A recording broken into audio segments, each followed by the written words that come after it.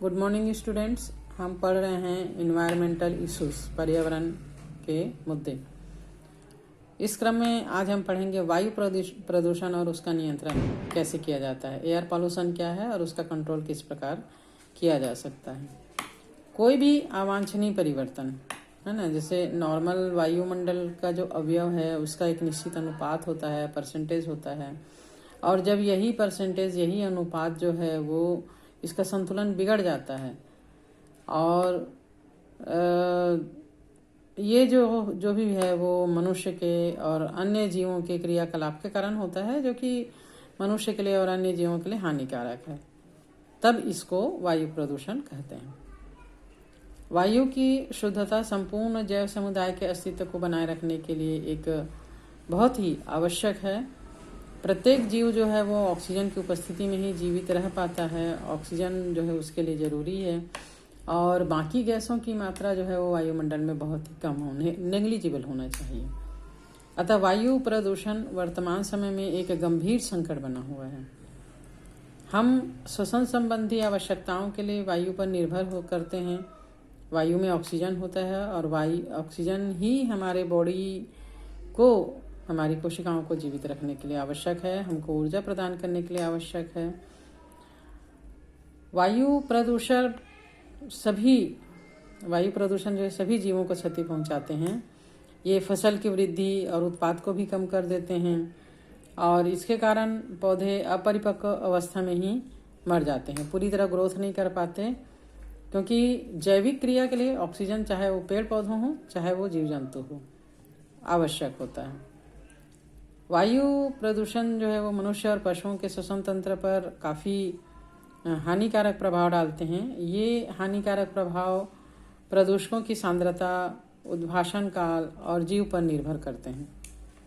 जैसे वायु प्रदूषण के कारण के बारे में अगर हम बात करें तो वायु प्रदूषण के मुख्य जो कारण हैं उनमें से कुछ निम्नलिखित है। जैसे कि पहला है कार्बनिक यौगिकों की बढ़ती हुई सांद्रता। वायुमंडल में या वातावरण में नाइट्रोजन जो है वो 78%, ऑक्सीजन 21% और कार्बन डाइऑक्साइड 0.03% उपस्थित होता है। स्थिर वैद्युत अवक्षेपित ताप विद्युत संयंत्र के निर्यातक में मौजूद 99% कणिकीय पदार्थ को हटा देता है। इसमें जो है यहाँ पर हम कार्बनिक यौगिकों की बढ़ती हुई सांद्रता के बारे में पढ़ रहे थे। तो वातावरण में कार्बन डाइऑक्साइड की मात्रा ईंधन के जलने के कारण, कारखाने और यातायात के साधन के बढ़ने से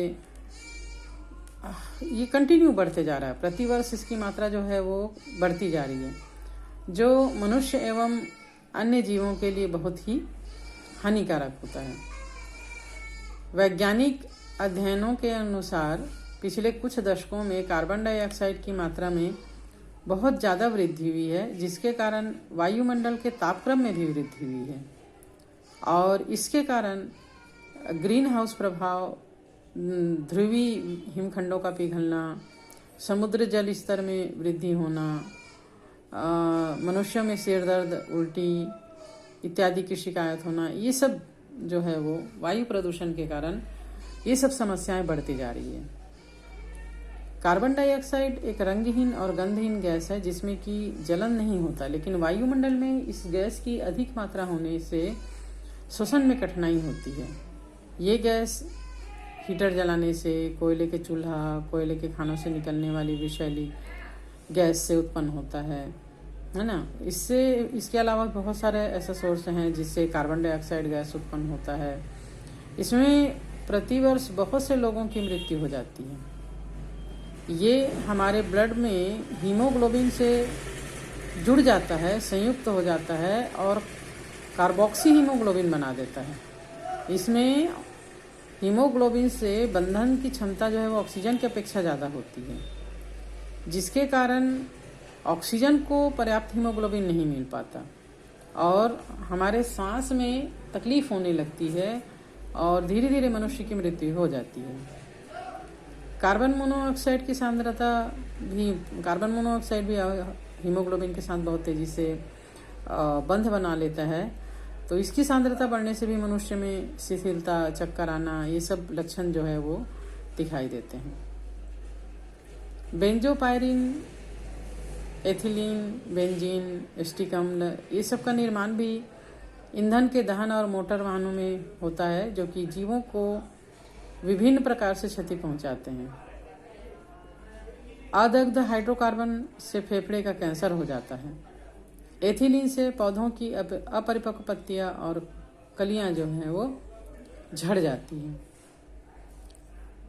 तो इस प्रकार हम वायु प्रदूषण का आज हमने केवल एक कारक पढ़ा है, कार्बन डाइऑक्साइड के बारे में, कार्बनिक पदार्थ के बारे में। नेक्स्ट डे जो है वो वायु को प्रदूषित करने वाले और कारकों के बारे में हम चर्चा करेंगे।